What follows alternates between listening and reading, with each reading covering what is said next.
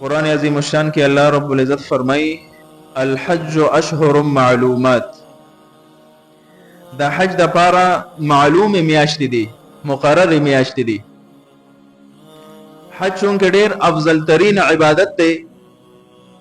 په صاحب نصاب خلکو باندې چې د لارې زاد راه لري باغی باندې فرض دی. د دې فرض عبادت چې په کوم ایامو کې ادا کیږي هغه ورځې ډېر د الله باندې زبزلې دي. اوس دا معلومه میاشتې کم یوي دي. حضرت عبد الله ابن عمر رضی الله عنهما فرمای اشهر الحج شوال وذو القعده وعشر من ذي الحجه. د حج میاشتې یو پکې د شوال میاشت چې کوم اوس شروع ده، یو ذو القعده ده او د ذی الحجې اولنې لس ورځې، دو میاشتې پورا شوال ذو القعده او د ذی الحجې اولنې لس ورځې، دا د حج هغه میاشتې دي، ایام دي. نو د شوال میاشت ته الله دا هم یو فضیلت ورکړی دی چې د حج په ایامو کې داخله کړی ده. حدیث مبارک کې راځي رسول الله صلی الله علیه وسلم او فرمایل من صام رمضان، څوک چې د رمضان مبارک روزي ونیسي، ثم اتبعه ستا من شوال، بیا د شوال په میاشت کې شپږ روزي هم نفلي ونیسي،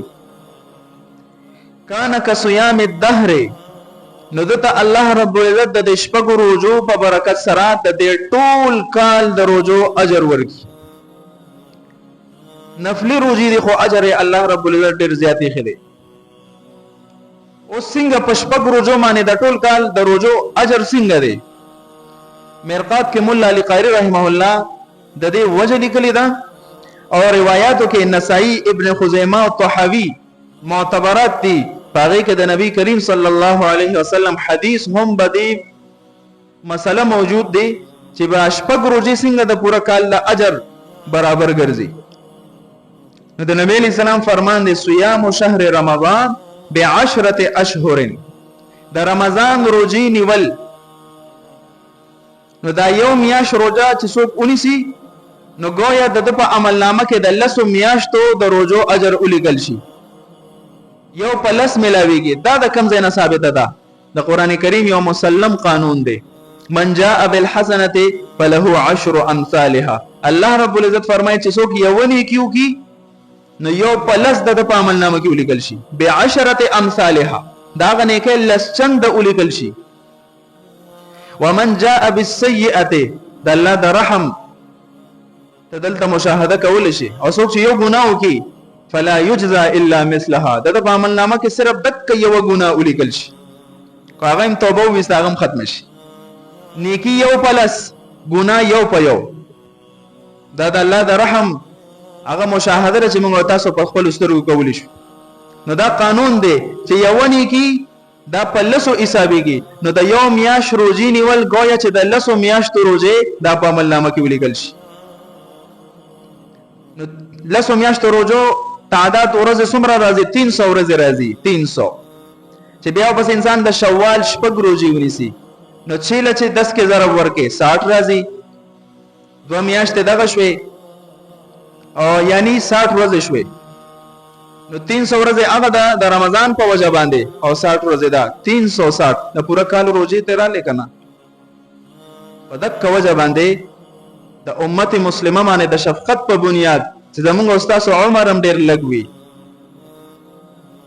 والله رب العزت د خپل محبوب په صدقه کې داسې اعمال مونږ ته نصیب کړی دي چې اعمال وی واړه لګوي، لګ وخت به لګي او اجر په الله دومره اخوي لکه څومره چې د بنی اسرائیلو ته په اعمالو باندې ملاویدل. دغه عمرونه زیات او اعمال زیات نصیب شو، زمونږ عمرونه کم دي اعمال کم نصیب کیږي، نو الله به راته اجر زیات کوي. اوس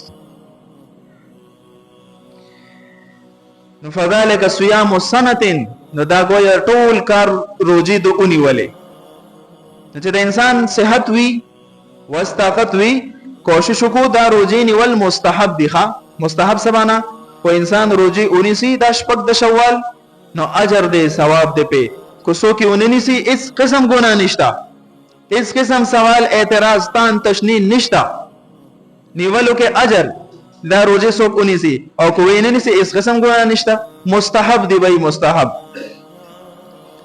واجب به نه غني فرض به نه غني لازمی اعتقاد او عقیده به نه ساتي